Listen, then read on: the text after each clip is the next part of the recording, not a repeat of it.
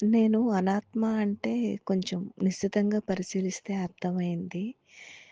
విషయం ఏంటంటే అశాశ్వతమైన వాటిని అనాత్మ అంటారు. మట్టిలో కలిసిపోయే మన సాంప్రదాయాలు, విలువలు మనుషులు బతికిస్తున్నారు వాటిని. అది అవసరం, అనవసరం ఆ మనిషి ఉన్నంత కాలం ఆ అధికారం, పెత్తనం, చెలాయింపు జరుగుతుంది. అది కూడా అశాశ్వతమైంది అని అర్థమైంది. దానివల్ల లాభం కన్నా నష్టమే ఉంటుంది. ఆహ్, నాకింతవరకు అర్థమైంది. అశాశ్వతమైన వాటిని వదిలేసుకుంటే, నువ్వు ఒక క్లాసులో చదువుతున్నావనుకో, ఆ స్టూడెంట్స్ మీద పెత్తనం చేయడం, నీ అధికారం ఉన్నంత వరకు ఆ పదవులపై పెత్తనం చేయడం, అది అనాత్మతో సమానం.